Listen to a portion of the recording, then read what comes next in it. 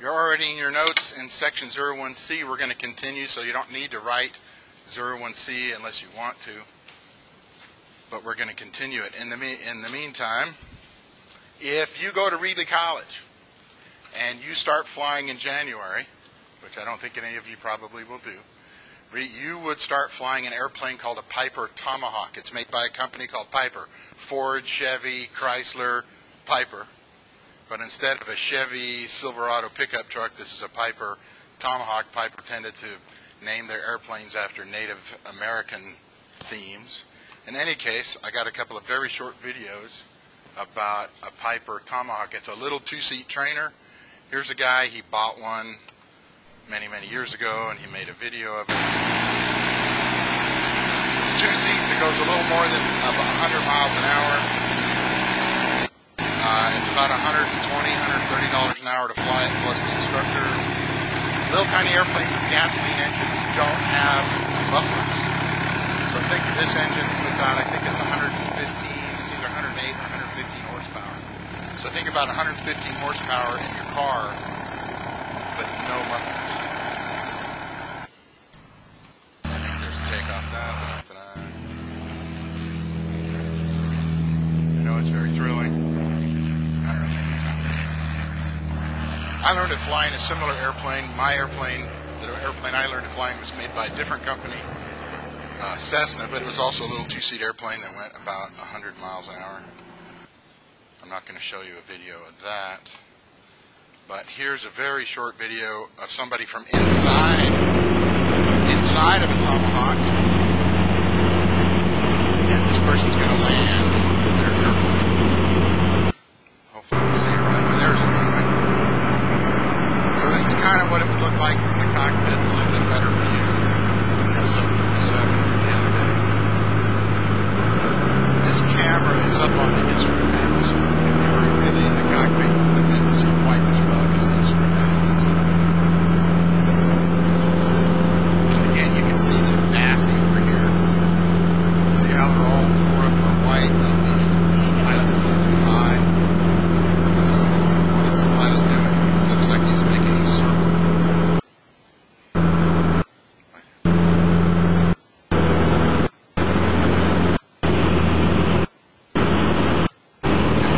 Let's see if we can get two of those lights to turn red. If you have two of them white and two of them red, you'll land right smack next to it. If more than two of them are red, you're a little bit low. You're going to hit the ground before that. If more than two of them are white, you're going to land past it. So it looks like one of them is starting to turn red. Can't tell. It's a lot easier to tell in the real airplane.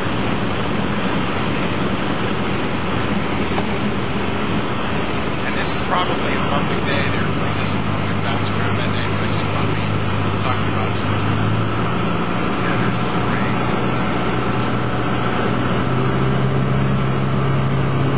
I don't know, maybe two of them are red and it just doesn't show up in the picture. Because it looks like he or she is doing this cockpit. So maybe the far right red, maybe they're all red. So you'll fly in at less than 100 miles an hour. You usually fly in at 60 knots or so. And you notice, you see the windshield wipers going so fast you can't see them. Little airplanes don't have windshield wipers. The windshield's made out of plexiglass. It scratches really easy. Big airliners and biz jets, they use real glass, and that doesn't scratch, so they have windshield wipers. But little airplanes, besides the propellers out there, and it blows air at about 200 miles an hour, so that tends to blow the rain away anyway,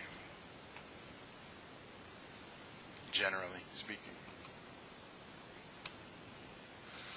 All right, so the next topic, we're still inside of 01C, human factors, and we left off just before this slide. Now today we're going to start with aeronautical decision making. Aeronautical decision making. Aeronautical decision making. It's very common in aviation to say the words ADM or say the acronym ADM. If somebody in aviation says ADM, they're talking about aeronautical decision making. That's a phrase that's been around for 20, 30, 40 years. and it effectively means whatever it says on the next slide. That's the processes in your brain to try to make sure that you're figuring out the best thing to do. Or there's the nice words. The book has about a 2-sentence definition. I try to chop it down to less than a sentence, because I know you're trying to remember things for tests. The mental process to determine the best course of action. So another way to describe it is what's going on inside of your brain to figure out what to do. So everybody thinks differently, so everybody doesn't do it the same way. But in the end, you still need to come up, most of the time in aviation, with a certain set of circumstances. There's probably one best course of action or set of steps to take to get done what you need to do. Like, let's say you're flying along and the engine quits. Well, you're going to get trained a lot when you take flying lessons. If the engine quits, you immediately make sure the nose is in the right attitude, so you'll fly the best airspeed, so it takes the longest to get to the ground. It's called the best glide speed. And then you're going to trim the airplane so it'll fly that way pretty much by itself. Then you're going to have memorized the checklist for that airplane, and usually it's make sure the throttle is in the right space. There's another red lever, which is the mixture, which is a free control on how much gasoline comes out of the carburetor and goes into the engine. And there's a knob called carburetor heat, because sometimes ice can form in the carburetor, so you pull that out. Second thing you do is you reach over and you make sure that the ignition is turned on. In fact, you'll probably wiggle the switch a couple of times and make sure it's on. And of course, I talked about this on a previous day. Does anybody remember? What is unfortunately not uncommon enough in little tiny airplanes that have 2 fuel tanks and 1 engine, and the fuel lever is pointed to 1 tank. They're flying along, yeah, they don't switch to the other tank. So that's another thing on that checklist is push the fuel selector valve to the tank that has the most amount of gas. There's actually an accident of a pilot who had been trained like this, and every time they did the training that the engine quit, they would reach down and touch the fuel selector valve, but they never actually moved it. They just said, fuel selector on fullest tank. So they went flying by themselves one day, this is a true story, and the engine quit. And they went through the checklist, and when they got to the step, they reached down and touched the fuel selector valve and said, fuel selector valve on fullest tank, and then went on to the next steps. But they didn't actually rotate it, because every single time they had run the checklist before, they had never rotated the valve. So that tells me as a flight instructor, if I'm going to run this checklist with students, I'm going to tell them, move the valve when you do it. Because there's a phrase, when I was in the U.S. military, it said, if you train like you're going to fight, then when you fight, you'll fight like you trained. So they abbreviated and said, train like you fight, so you'll fight like you trained. So what that tells me is, when I'm training, I need to do it as close to the real thing as humanly possible. So, I'm digressing here. There is a method the FAA likes to talk about. This is actually an FAA method. It's called the DECIDE Decision-Making Model, DECIDE. And so I'm going to let you write all those down there. You'll notice the first letter on all those sentences there, or bullet statements, come out to DECIDE, decide.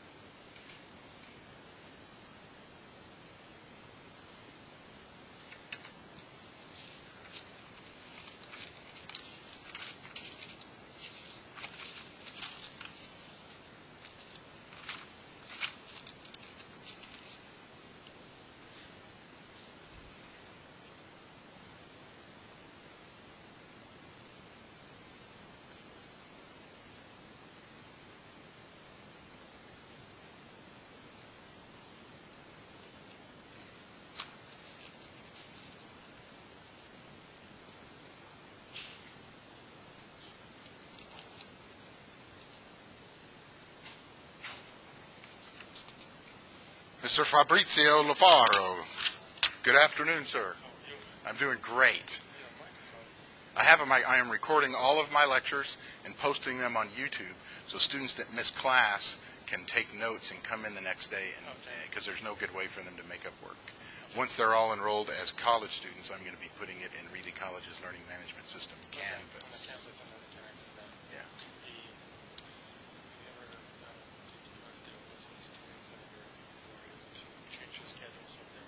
Yes, they did. It's working great.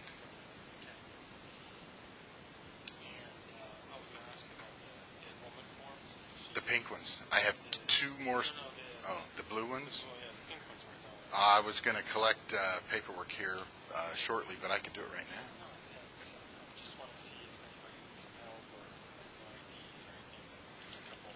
now. The biggest issue is that one of the students used to be a Reedy College student, and he can't find his ID number. But that was, there's a phone number, and I think that's, hey, Joshua, you're the one, you used to be a Reedy College student, and you had trouble finding your ID number? Well, you found it? Did it get put on the blue sheet? Okay. Just take a look in that pile. Because I know Maria said she really, really, really wanted those today, so I thought I figured I'd drive them by the office.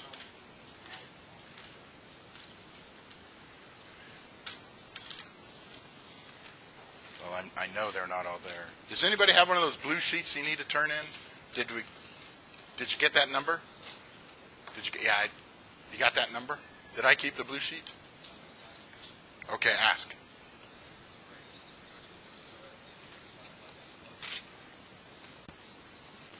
It's usually.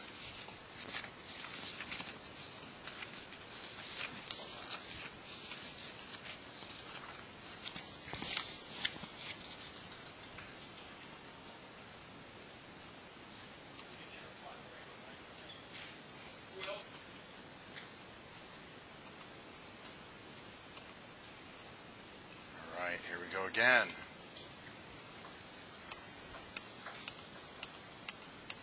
So the DECIDE model. So if you go up for an FAA check ride, you know, your driving test, it's very possible that the FAA examiner, the person who's been flying a long time, and the FAA says, okay, you can go up with people and decide if they know how to fly, it's very likely that they will ask you this question: what's the DECIDE model? And all you have to do is let her rip.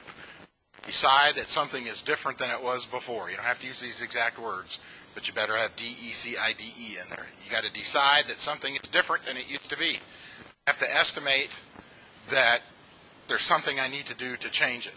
I have to choose a set of actions that I need to do to make sure that this is going to work. I need to identify, choose an outcome. That is, what's the result that I want to have happen? Identify what can I do in the airplane, or do I need to make a call on the radio to make it happen? Then you need to do it. And then you have to evaluate if it worked. So let's try one. Let's try, you're flying along, let's use that same engine out. So I'm flying along, and the engine starts coughing. Okay, in real life, what you're going to do if the engine starts to sputter, you're going to run the emergency checklist and try to get the engine to run. Let's just say you do that. And let's say you're at 10,000 feet. So in a little airplane like a Tomahawk, it descends at about 500 feet per minute. So if you're at 10,000 feet and you're going to near a land that's near sea level, 500 feet per minute, that means you go 500 feet in 1 minute, another 500 feet in 2 minutes. So each 1,000 feet is going to take you 2 minutes. Well, you've got 10 of those thousands of feet, so 2 times 10,000 is 20 minutes. Cool, you got a lot of time. It's like break out the sandwiches, right? Okay, maybe not. So you run through your checklist, and let's just say it takes you a minute. So now you got 19 left. Well, you've run through your checklist. You could go through the DECIDE decision-making process. A change has occurred. I think that's going to be pretty obvious. Yes, the engine doesn't run, and it used to work. Estimate impact. Yes, I need to estimate that there's a need. I estimate that there's an impact. I need to flip switches and rotate valves and see what else I can do. You know, did I run into a bird and a bird broke off my carburetor? You know, in any case, choose an outcome. Well, right now your outcome is want to land safely. That would be what I would choose. Well, how about you? You're flying along, the engine quits. What is the outcome you choose? I want to land the airplane at an airport, preferably one that has crash fire rescue. You know, so if I'm close enough, I'd probably land at Fresno or Visalia or at Lemoore Naval Air Station, because I know they have fire trucks and stuff. So in case something bad happens, like I hit the ground and I bust something up and one of the fuel tanks busts open and the airplane catches on fire, somebody's there with a fire truck. That's my preference. So my outcome is I want to land at an airport that has crash fire rescue. Well, you could be 20 miles away from Fresno from 10,000 feet and you'd be able to glide there. But in any case, my outcome is to get to an airport that's got crash fire rescue. Identify actions that could control the change. Okay, I'm over the central San Joaquin Valley. I've got to choose. Well, I could get crash fire rescue at Lemoore. I could get crash fire rescue at Fresno. I think there's crash fire rescue at Visalia, but that's not 100%. So I would choose. Well, I would choose whichever one is going to give me the safest outcome. Lemoore Naval Air Station has a nice long runway, but so does Fresno. The only thing different really is that if I land at Lemoore, it might take a day to get out of the airport because they're going to want to hold me in custody because I'm making an unauthorized landing at a U.S. military base. In the end, you won't be in any trouble, but it might take you a day. You might be stuck there for a day, and they might keep you locked up in an office with a guard. They probably won't throw you in the jail, but they won't let you go probably. It might take a day to straighten it out. So all things being said, I think I'm probably going to go to Fresno. Although the nice thing about Lemoore Naval Air Station is out in the middle of nowhere. If I screw up, I'm going to land on dirt. If I screw up near Fresno, I'm going to land inside of a city. So I might decide I'm going to go to Lemoore Naval Air Station and fine, I'll eat Navy food for a day. So let's just say I decide. So you have to identify the action that could control it, and then you have to pick one, and you got to do one of them. Okay, I'm going to fly this airplane to the Lemoore Naval Air Station. And then what other actions do you have to take? Well, I'd probably call them on the radio so they don't shoot bullets at me and stuff. And then while you're flying towards Lemoore, you need to be going, is this going to work? Am I going to have enough air altitude to get to Lemoore Naval Air Station? Yeah.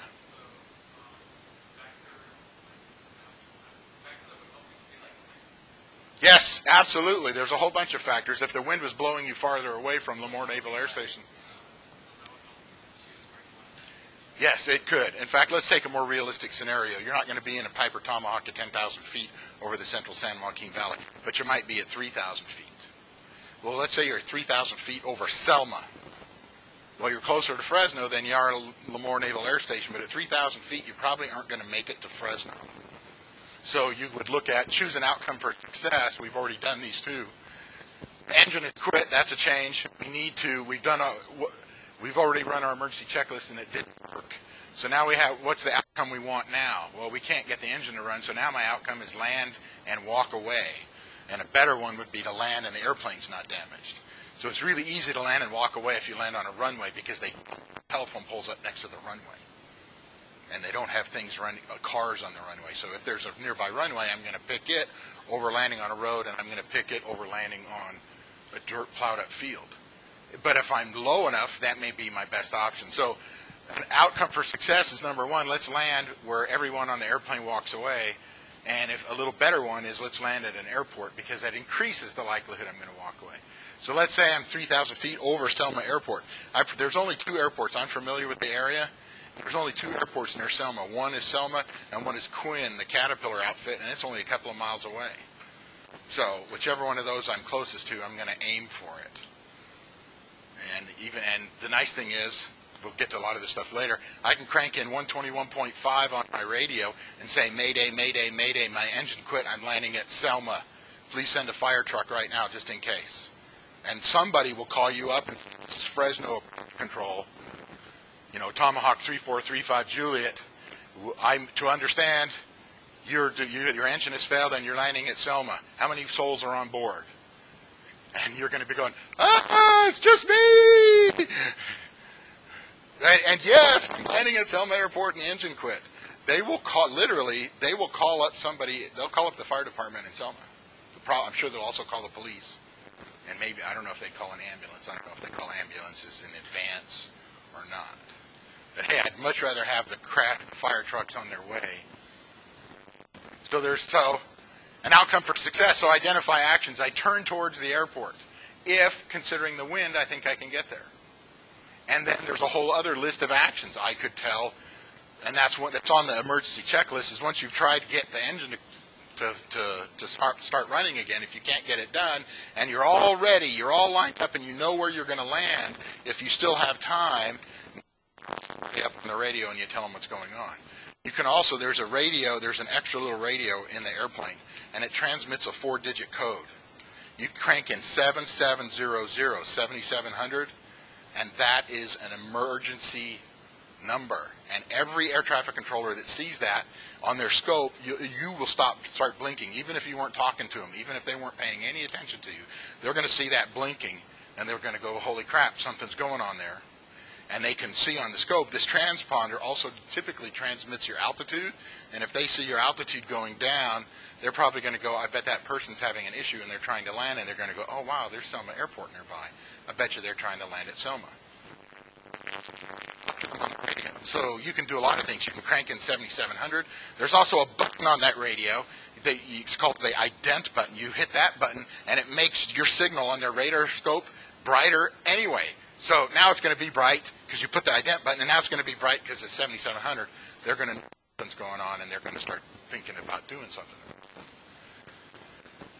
Okay, so there's doing it. You can do a lot of actions, and I just talked about all those things. Turn towards the airport and tell people what's going on, as many people as you can and in many ways as you can.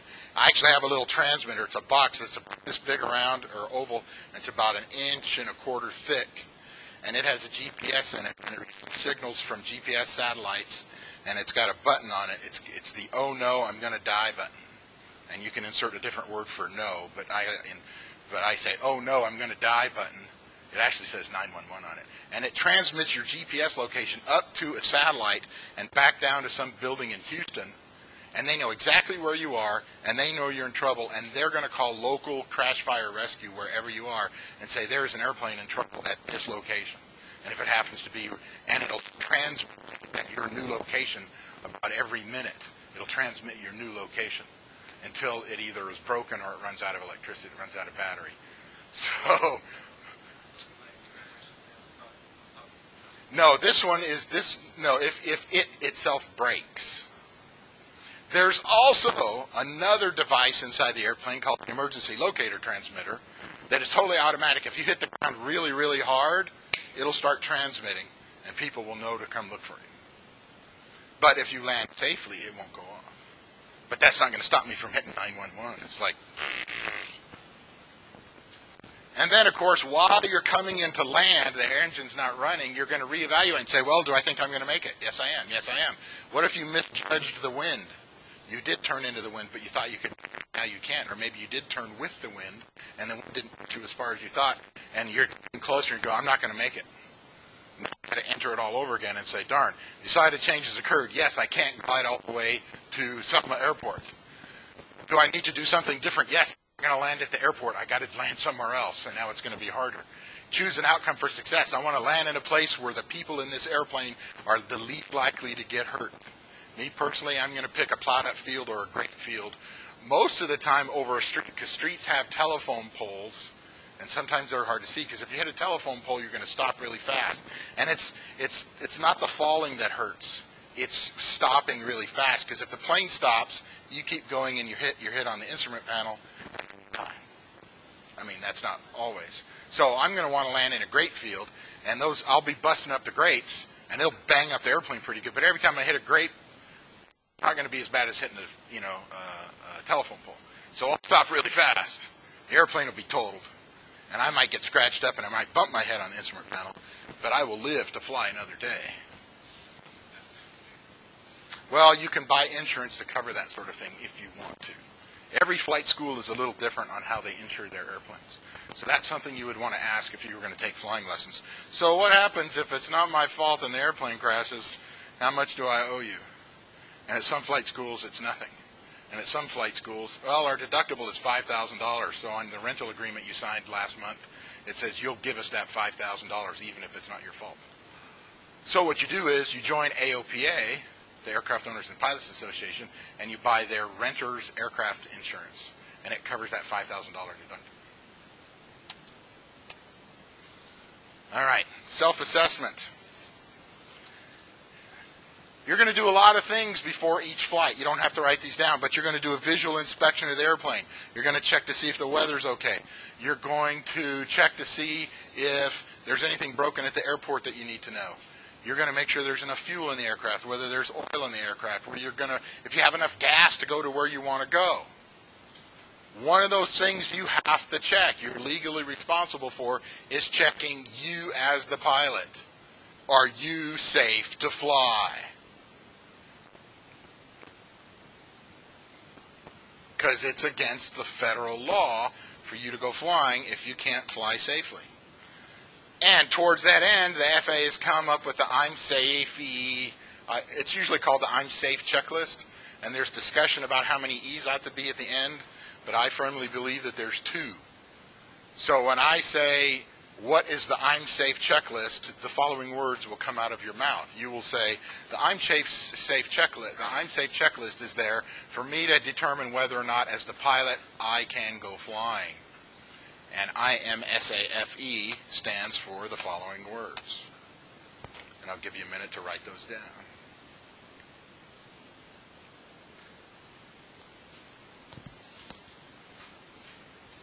And just so you know, illness is spelled I-L-L. I know it's a funny font, but it's actually I-L-L.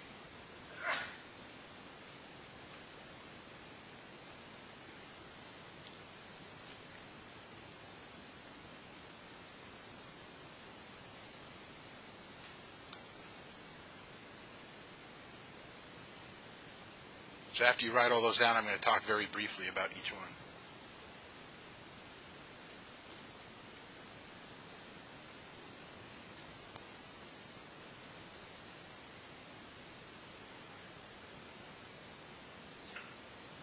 Question?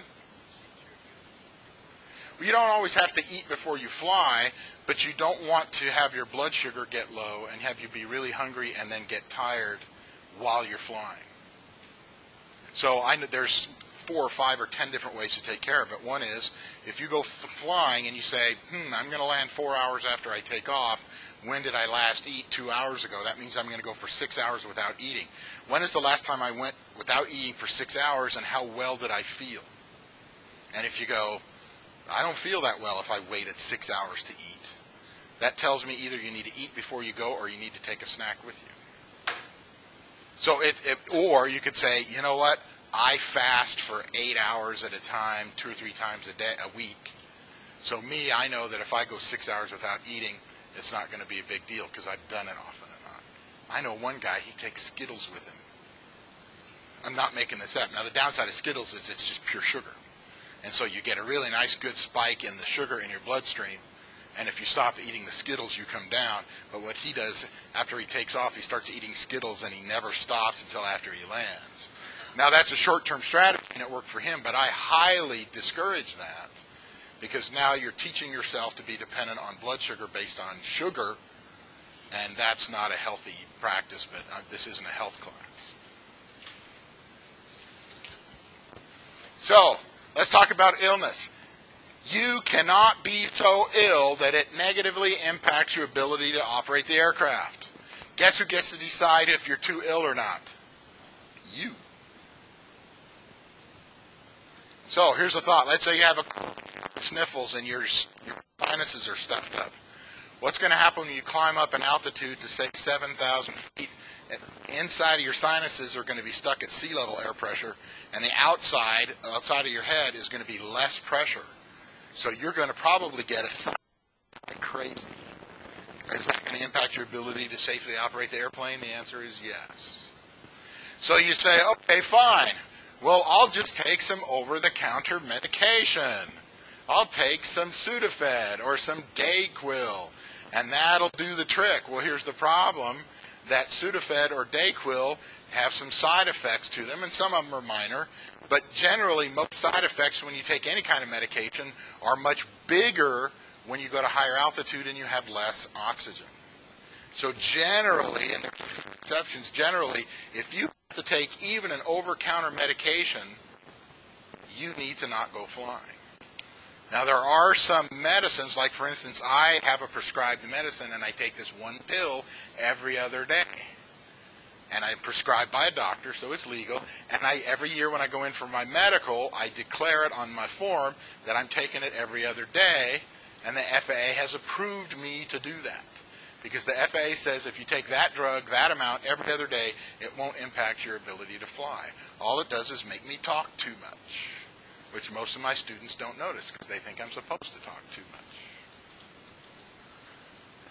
So you can take medication, but it needs to be a prescription that the FAA knows about. And there's some medications the FAA will say, nope, you can't fly, Johnny. Well,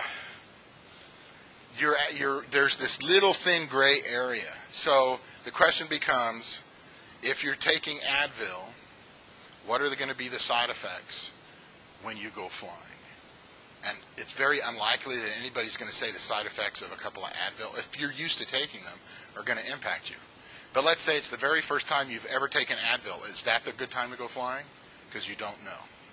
There is a great place. If you filled out this form, is there anybody that didn't fill out this form to join the Aircraft Owners and Pilots Association? Because if you fill it out, you can get 6 membership and 6 months of magazine. You can actually go to their website, aopa.org, and it'll have you a list of medications. Yes, and they have people, you can call them on the phone and say, hey, I want to take Advil. Is that cool with the FAA? Because you never want to ask the FAA. It's like calling up the cops. Hey, man, I got a bag of weed here. Is it okay if I smoke it? No, don't do that. You would call up your attorney, right? And say, hey, man, I got a bag. Maybe that's not a good example. In any case, what you need to do is if you want that information, call somebody who's your advocate, who's on your side, and get what their opinion is.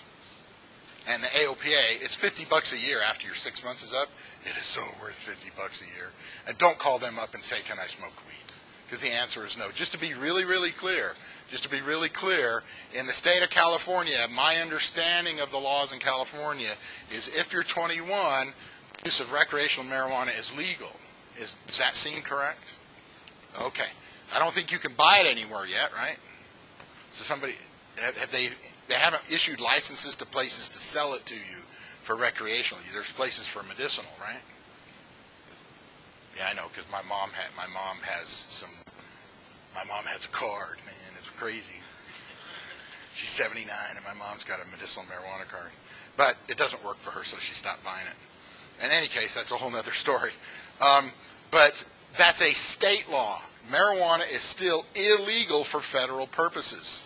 The Federal Aviation Administration is a federal organization, and there are still federal laws against the use of marijuana. So if you want to be a pilot or a mechanic or an air traffic controller or any FAA, any job that requires you to hold an FAA certificate, you never get to use marijuana because it's against federal law.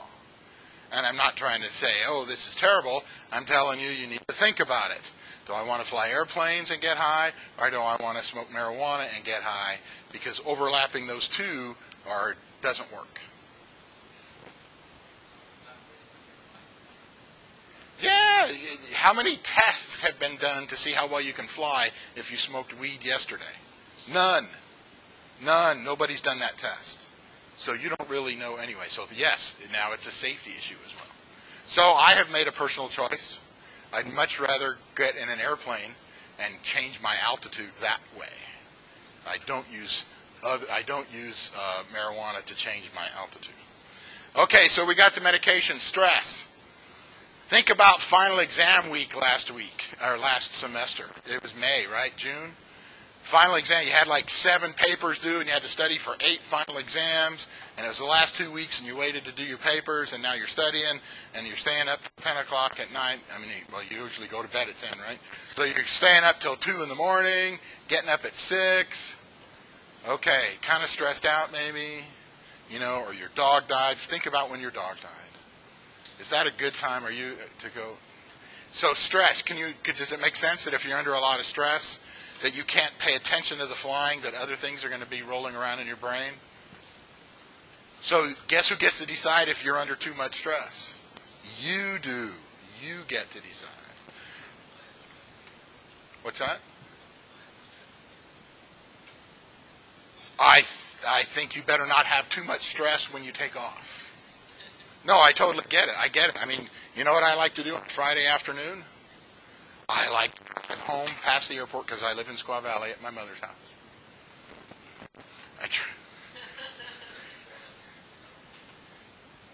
Yeah, my wife lives in Arizona. We're waiting for me to get a full-time permanent job here before we sell the house. My mom lives in Squaw Valley. It's 18 and a half miles away. So I'm 57 years old and living with my mother. It's kind of funny. But if I scoot over one street and go up Frankwood out of town instead of up Reed, there's the airport. So I generally, on Friday after work, I'll stop at the airport and do a visual inspection of my airplane and it's at Reedley, and get in it and go do 3 takeoffs and landings because it is just fun as snot. See how I'm not saying that S word that I really wanted to say? Huh? No, it varies a lot. But I'm going to do it this Friday because on Saturday I'm going to fly down to Hanford Airport and I'm going to give rides to 12 high school students at King's Christian School. What? There's a gas pump with aviation gasoline on the airport. It's about $5 a gallon, and my airplane gets 15 miles to the gallon. It'll go 100 miles an hour.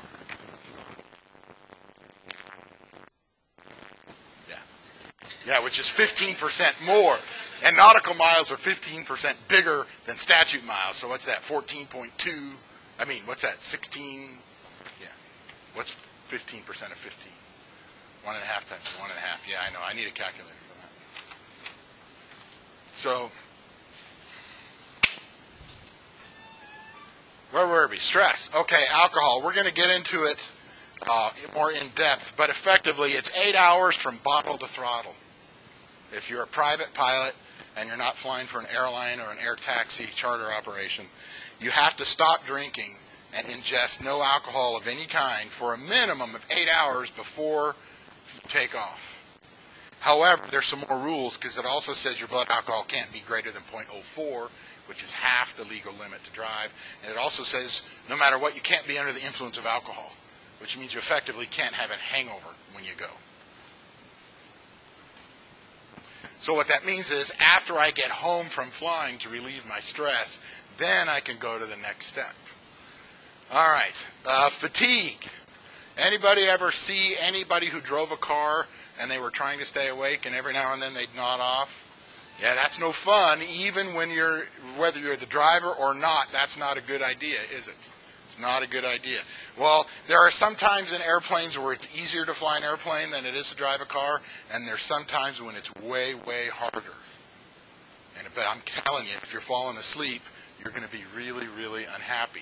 And even if you're not falling asleep, maybe you're just tired. Has anybody ever just been really tired? You really weren't falling asleep, but you're just kind of like, I mean, you know, you run a 2-mile cross country in PE, you don't want to fall asleep, but you just kind of go, I don't know, maybe you run 2 miles across country and I feel alive.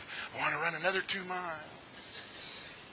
Okay, you took a different PE class than I did. Okay, I talked a little earlier about eating. It's not that you have to eat before you fly. It's just that some people need to eat more often than others. So if you think you're going to be in the air and you might wish you had eaten, take something with you. A lot of people keep granola bars in their flight bags. That one guy kept Skittles. I don't recommend the candy. The nice thing about granola bars, it's got some simple carbohydrates that'll bring your blood sugar up really fast, but it's got enough oats in there that it'll probably last for 2 or 3 hours. Another great one is beef jerky.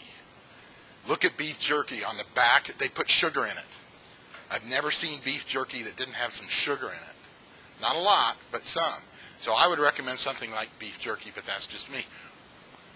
And then the last one, which is I think this is the most difficult one to figure out, is if you're all wound up. I said your dog earlier died.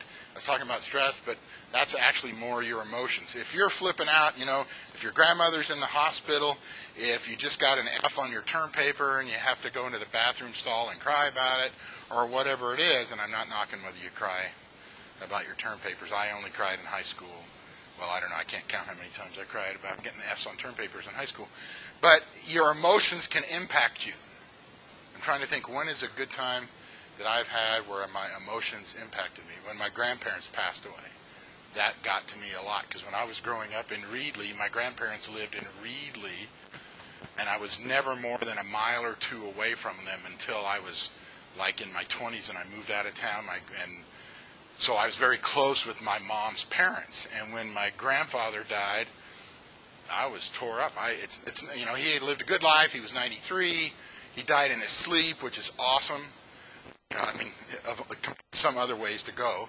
And he had done lots of great things in his life, but I missed him really bad.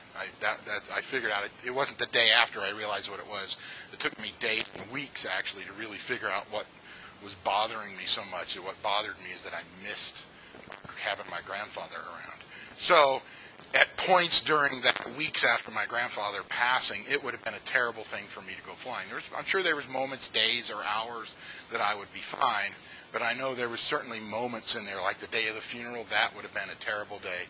Oh, let's go flying, because I wouldn't have been able to concentrate. Wyatt, would you do me a favor? This is the last time you come into my class while it's in session. Would you be willing to make that agreement? I forgive you. I was just asking if you would agree that this be the last time that happened. All right, enough about this.